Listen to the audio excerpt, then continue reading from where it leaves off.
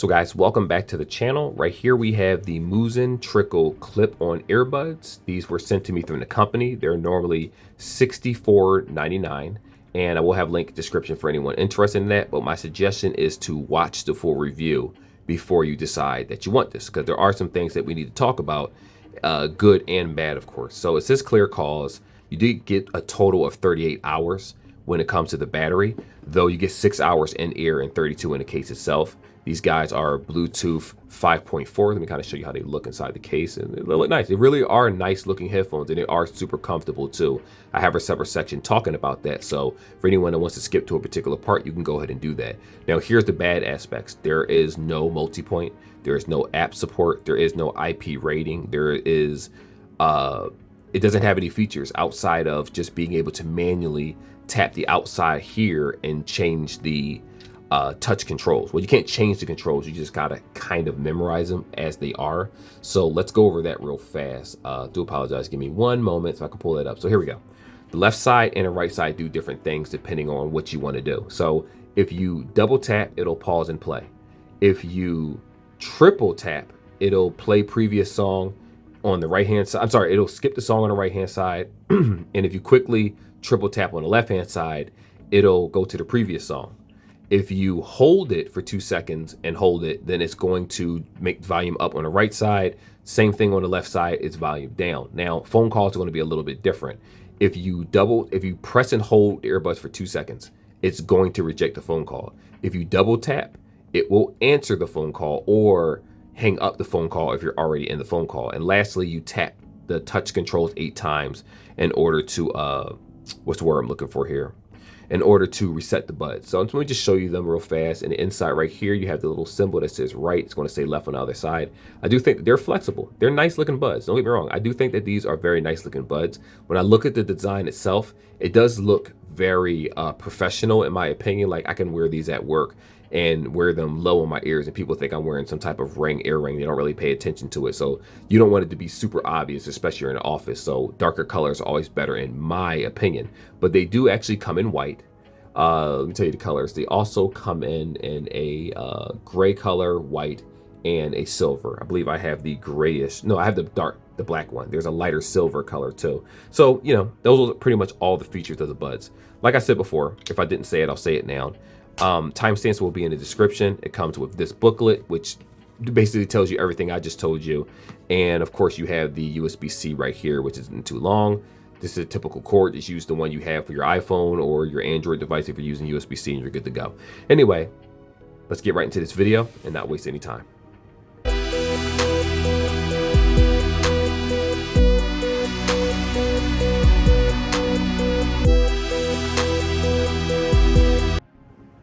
So I'm going to show you guys how to sync the buds. Don't mind the cat. This is little Kirby. She's always causing problems. So if you open up the case right here, I'm going to take both buds outside of the case. I'm going to give it a couple seconds in order to communicate with one another to put it in sync mode. From there, we're just going to prepare this now while it's doing that. And she's playing with the USB cable that you see right there.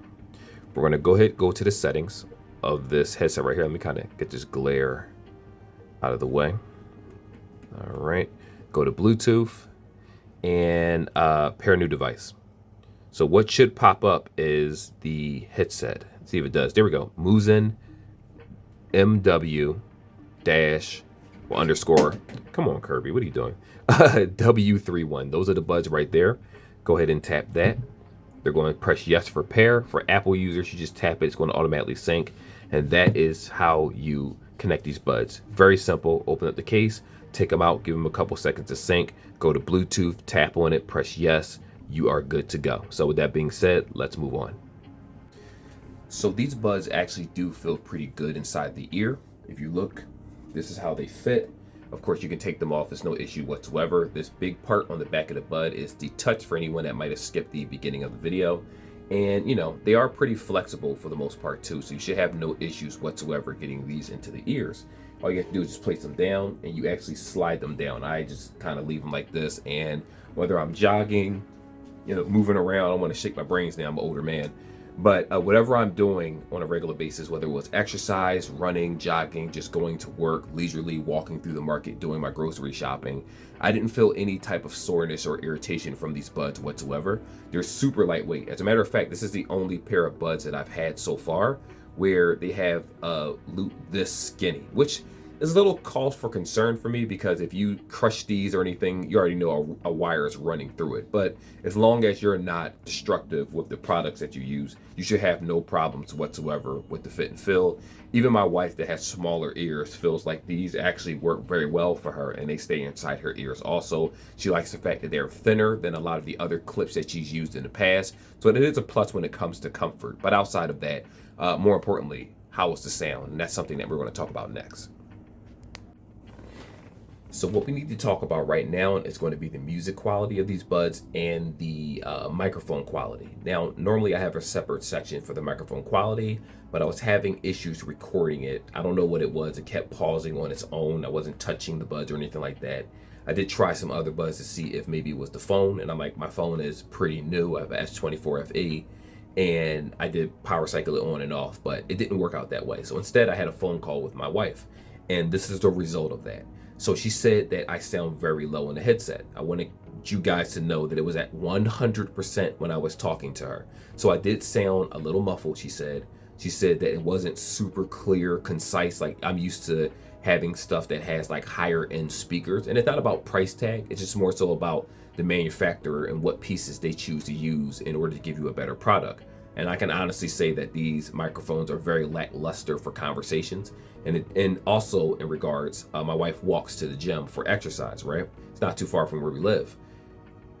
For some reason, whenever the wind blows, not even a heavy wind, it's very hard to understand what it is that she's saying outside, because it doesn't do a very good job of handling the wind. Some earbuds are better than others when it comes to management of actual outside elements.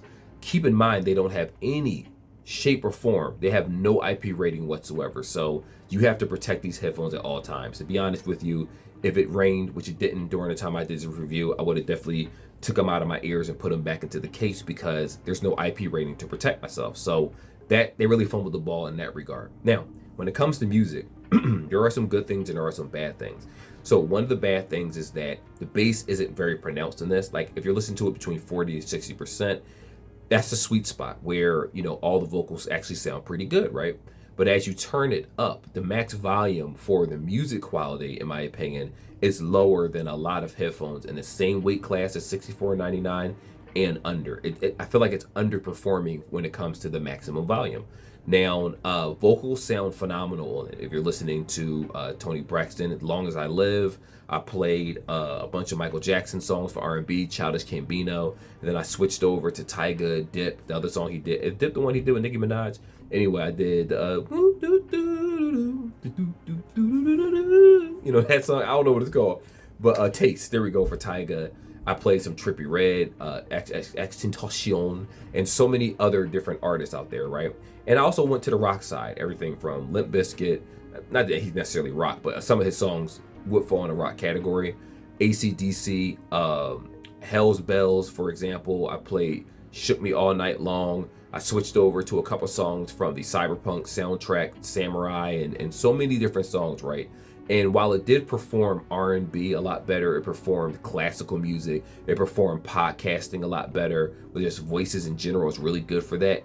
When I started trying to use it for just regular music, you could definitely tell that it's not the best sounding music with all the instruments mixing in together. Like, it doesn't do a very good job of that when you turn it up past 80%. So kind of keep that in mind. Also, I tried it with my Steam Deck. I tried it with my Nintendo Switch. It did play, I'm sorry, not Nintendo Switch. Steam Deck. I'm sorry, I keep calling it Steam Deck, Nintendo Switch, because I have two Steam Decks. When I tried it with my Steam Deck, I played the Oblivion remake. I also played Cyberpunk, and what was the last game I played? Ori, that's what it was. And again, it sounded good enough. So if you were to purchase these as a person that never had clips before, you might listen to them and say, oh, they're not so bad. But because I've had other brands, some cheaper, some more expensive, I have a kind of level of expectation when it comes to a product. I always go into everything open-minded, but I do feel like this is below average overall when it comes to the quality. Again, $64.99 is a big ask when there are other products at $49.99 that may have better sound, that have app support where you can actually change the equalizer manually and do things on your own. This can't do that. So I don't know why they didn't make an app to support this, but here we are. So if you have a phone, you have your own equalizer or settings of your phone, Dolby Digital and all those things, you could turn those features on and make the quality of sound for this headset better. But outside of the box, it is a little bit lackluster. Just gotta be honest with you guys about that. So the question is, are these worth $64.99? Now, they feel great on the ear. That's the best thing, is that I wore them for long periods of time and I didn't have any soreness whatsoever.